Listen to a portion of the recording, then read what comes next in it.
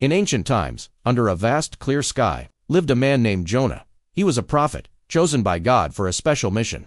One day, a warm, glowing light appeared, symbolizing the divine presence. A deep, resonant voice spoke to Jonah, giving him a command. God commanded Jonah to go to Nineveh, a great city, and preach against its wickedness.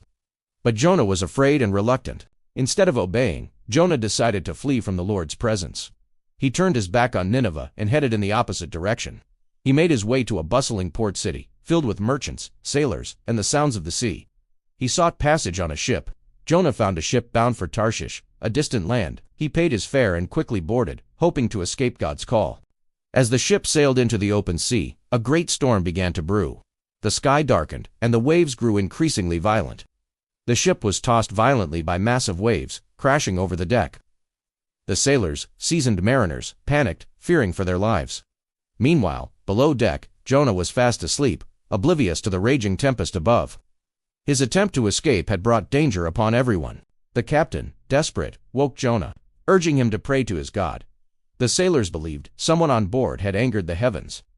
To discover the cause of the storm, the sailors cast lots. Their faces were etched with fear and superstition as they awaited the outcome. The lot fell on Jonah. He knew then that his disobedience was the reason for their peril. He confessed his flight from God. Jonah told the sailors to throw him into the sea, for he knew that only then would the storm subside. It was his sacrifice. Reluctantly, the sailors lifted Jonah and cast him into the churning waters. The moment he plunged in, a miracle occurred. The storm immediately calmed.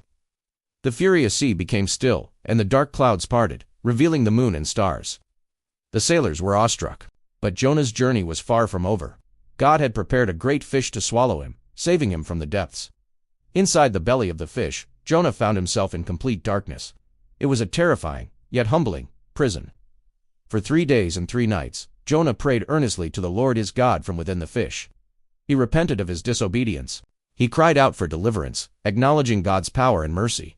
He promised to fulfill his vows and obey God's will. Then, at God's command, the great fish surfaced near a sandy shore. With a mighty heave, it vomited Jonah onto dry land.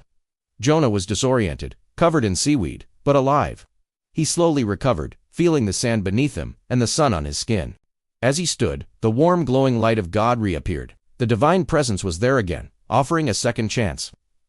God's voice spoke again, reiterating the command, "Go to Nineveh, that great city, and proclaim to it the message I give you." This time Jonah obeyed. He turned towards the east, towards the imposing, bustling city of Nineveh, ready to fulfill his mission.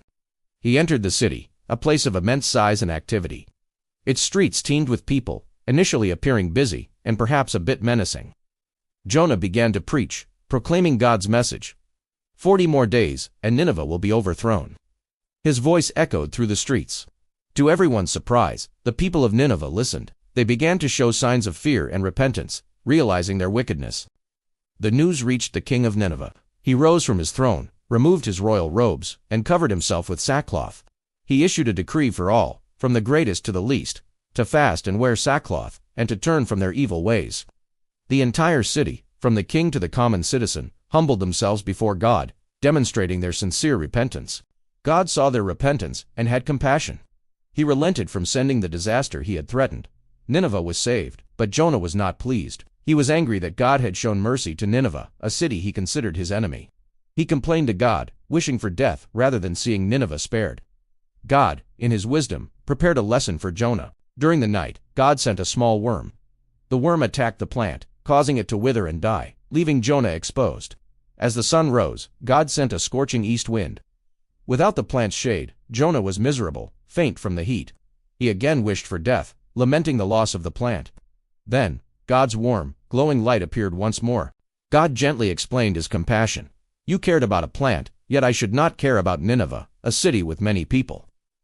Jonah's story teaches us about obedience, repentance, and the boundless compassion of God, who desires mercy for all.